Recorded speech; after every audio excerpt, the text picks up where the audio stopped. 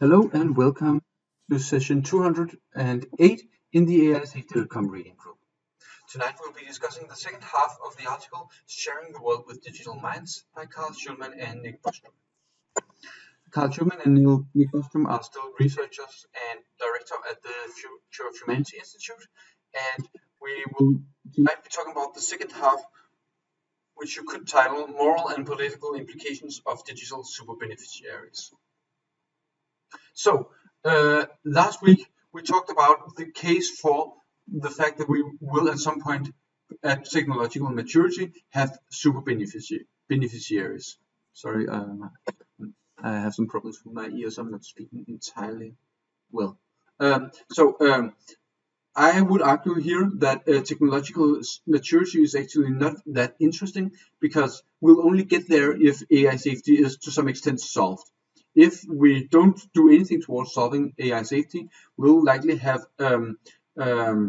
create intelligences that don't have moral worth, which will then achieve technological maturity. But if they don't have moral worth, the classical example is that they are maximizing paper clips, then all of this doesn't really matter. But the arguments from yesterday, from last week, are here, and in this presentation, I'll mostly focus on what we care about in AI safety, which is the time between now and when we have an aligned super intelligent singleton. Because once we have that, then we're basically home free, and then we don't really have any advantage for considering these things now. This is actually something that Nick Bostrom echoed or described in his book Superintelligence, where the best way he believed to make progress on a lot of philosophical topics are by creating a well-aligned superintelligence, and then this superintelligence could then basically finish philosophy, and this would be much better than what we could ever hope to do right now. So the two questions on political and moral implications that Nick Bostrom highlights as most important are: how should we view the prospect of being able to create super beneficiaries, and how should we respond if we were presented with a fait accompli in which super beneficiaries have come into existence?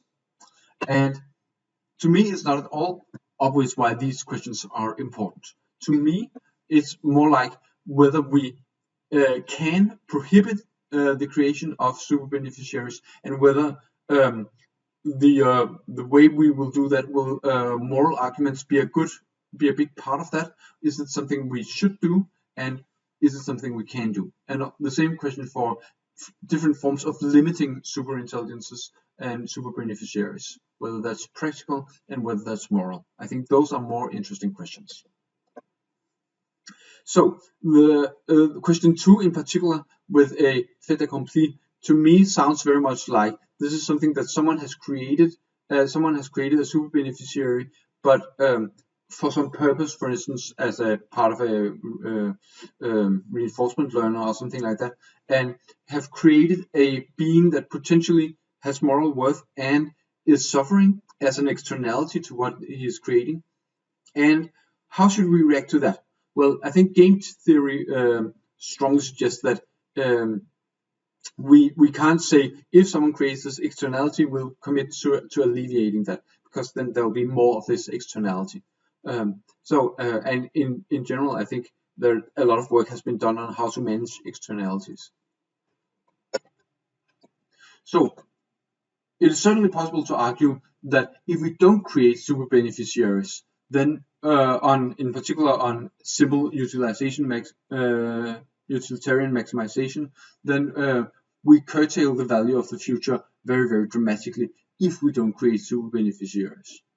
On the other hand, the problem is that then they have a moral claim to not just almost all our resources, but basically everything. And in this discussion here, I would have liked Nick Bostrom to more clearly bring out the concept of children, because we are here in a situation that is quite morally analogous to the question of having children, which of course without those the value of the future is dramatically curtailed, and they do have a claim to a lot of resources. He quotes Jan Narveson on that morality is about making people happy and not making happy people. And of course, a lot of people would say that having children is indeed something that has at least something to do with morals. And also the very strict person affecting view. If you don't care about people in the future, then why would you care about global warming? So there's at least some argument for giving more weight to benefiting existing people, but maybe not a strict dominance. And to me, this extra weight doesn't matter that much, because if the super beneficiaries are not just twice as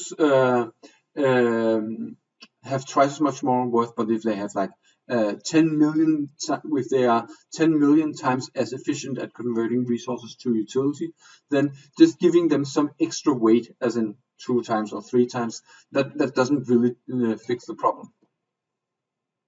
The way I see the problem, we're faced with a deadline on figuring out the meta-ethics for this, because most likely, if people create super beneficiaries, they will be doing something like consequentialist utilitarianism. I think that's, or to me, that seems very likely to be the default. And that means if we want some other value system, then we need to do something, otherwise we will end up in the default case, and potentially soon, as in soon after a singularity. So if they exist, again as a fait accompli, then very simple utilitarianism could say, oh, they're more efficient at converting resource to utility, so we should just give all our resources to them, even if it leads to our own death. And I think this is, Bostrom says that this is simple, but it doesn't explain how a more sophisticated utilitarianism would get around this problem. And so I don't know exactly what Bostrom is thinking, of course, but my guess, I would say you can imagine a omega beneficiary, which is the theoretical being that is most efficient in creating utility from resources. So something that is strictly better than the first generation superintelligences we create. And in this case, it would be an astronomical waste to create those if they don't have a drive to do something even better. So if we would like to end up with creating omega beneficiaries, but we would not creating super beneficiaries on the way doesn't matter so much. So in that way, you can say that humans are more moral in that we push towards the optimal, even though humans might have less moral worth. You could perhaps take a thermostat, something that it's not conscious. It just adjusts the heat in your living room, and it pushes the world towards a better state, higher utility, in that it becomes nicer for conscious beings to have an appropriate temperature, but the thermostat doesn't have moral worth, and humans could be roughly the same.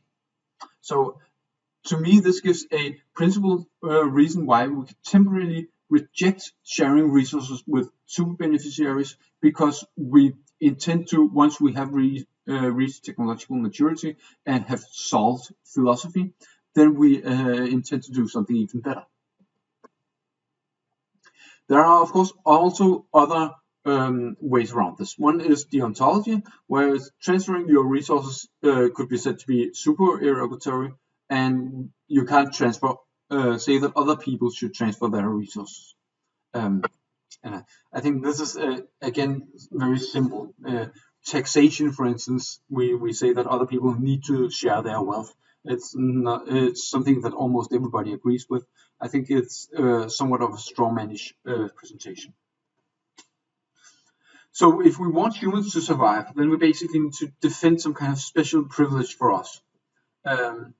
There's a contractarian view, because we have the resources, so we are entitled to them. And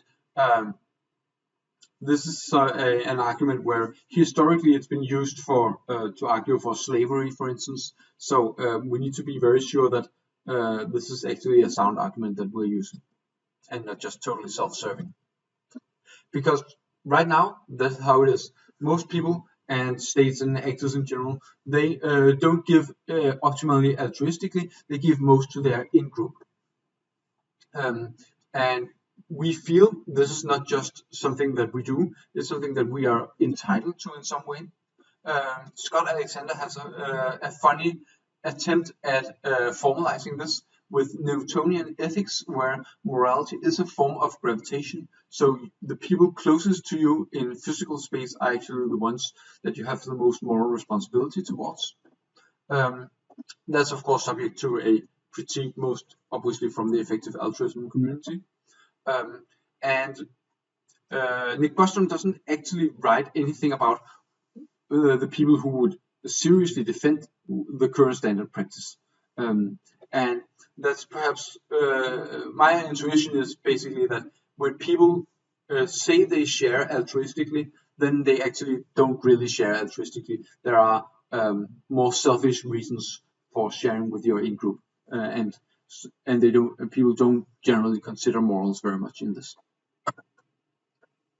Another issue from this is in particular that we might actually easily end up in a situation where most humans are more distant to us than a lot of AIs if we interact a lot and deeply with those. So that means that this is not necessarily something that will be beneficial for a lot of humans if only few humans have all the resources and they mostly care more about AIs than they do about other humans. Bostrom suggests two non-discriminatory principles, which we might require of some kind of arrangement. The first is the principle of substrate non-discrimination. Basically, the substrate, the implementation doesn't really matter. And then there's the ontogeny non-discrimination, where how two beings came into existence doesn't matter very much. They have the same moral status if they only differ in how they came into existence. And those are of course some nice principles, they sound nice, but to me those sound like principles that should be really low on our list of priorities, because we have some much more much more interesting things that we want to avoid astronomical suffering, we want to avoid moral catastrophes. There are many things that are much more important. And also, of course, the principles as they are formulated here are extremely minimalists, only caring about the beings that are exactly identical in all ways except for one or two. So in practice, they will be very easy to legislate around if that's required. And of course, in this particular case, we expect that beings that don't fulfill these exactly we could have different moral duties, and in this case, when we're talking about super beneficiaries, they might have greater moral status. So one of the solutions proposed is moral uncertainty, which imply that we should set some resources aside for humans in case we are wrong. And in fact, compromise policies do really well in that we could have one where we halve the entire cosmic endowment of negentropy and assign 99.99% of it to the super beneficiaries, and like only 1/10,000th of the universe for humans. And that's actually 1/10,000th of the universe is really a lot. This will provide a hedge against moral error if it turns out that the super beneficiaries actually don't have moral worth, something like that. And this plurality is a good idea in general, and there are other reasons why. In particular, we of course expect that humans don't really have a great use for the entire universe. Many people argue that humans' utility is logarithmic in resources, and in this case, missing out on almost all the universe might not matter at all to us. And there is also one moral view here that a lot of people have, that it's acceptable to protect minorities with expensive support costs and needs. So there are indeed some good arguments for this. One thing that I think we could say is, from a more game theoretical perspective, is that if there is a first generation of AIs that are super beneficiaries, then we can say we only want 1/10,000th of the resources, and then the AIs can then, from the first generation, can go to the second generation of AIs and say, oh, we only want 1/10,000th of the world.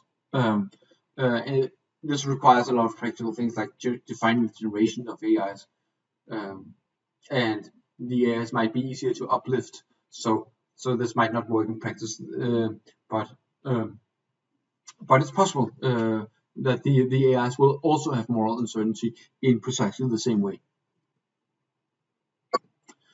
Some other policy implications we really want to avoid, or we probably want to avoid, net bad lives.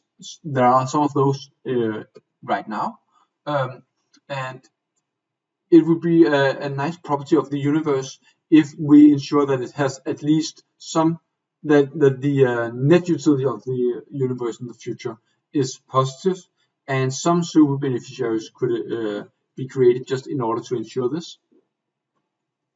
Then we probably want some measures to reduce the potential for ultra efficient production of this value.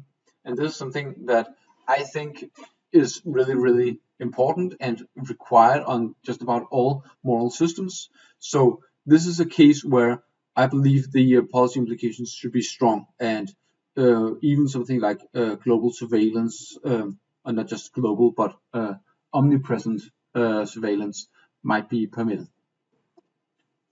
And of course, achieving this through a policy is really hard, because we will likely have an enormous power imbalance, and achieving a policy that works in spite of this has historically been really, really hard. It's just a very hard practical problem to ensure.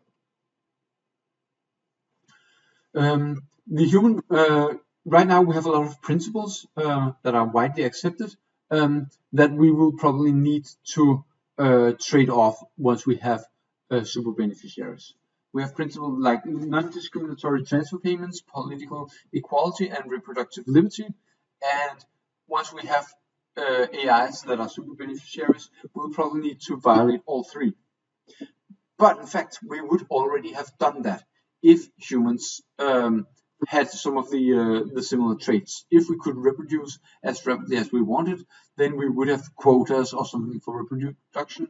If we could just clone yourself, then the clones wouldn't have gotten votes. So we would have restricted these kind of principles. So if we would have done that if we had different properties, then when we get beings that have these different properties, we will violate the principles. Then it's probably more alright to do that, because they're not really principles if they are this contingent. So making this kind, we just saw that making institutions and policies and arrangements that can resist great power imbalances are really hard. But maybe there is another way, because to compare again with children, we try to instill values in our children, including the value that they should respect their elders. So in a very similar way, we can create super intelligence have a goal that support human privileges. Is that morally permissible? Well, you can of course defend it on practical grounds, and it respects moral uncertainty and less reason for conflicts. It's a wise practical compromise.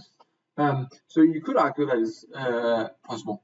And interesting and desiderata for this is that it would be really nice if the super intelligences that are created actually endorse this arrangement, both for moral reasons but also for the practical reasons that otherwise they'll just try to work around it. But compare this with the situation with children, right? If you don't try to instill values in your children, but you try to genetically engineer your children so that they will respect their elders, and it bypasses their mind and bypasses their volition. Bostrom nicely says that this would be controversial. I don't think that would be controversial at all. That would just simply be evil. But for a digital mind, the case might not be so simple. For one, Bostrom says that there might not be any default. So if we are putting in any values, we are putting in values as well. In any case, then children might be more of a blank slate, but computers aren't. I think actually there is a good default state for being a utility maximizer. Bostrom suggests that it might be possible to add this value in a light touch way that don't create internal strife. And of course that would be nice, but that also sounds to me a bit like visual thinking. I'm unsure how that would even work. That is all for today. Thank you and see you next week.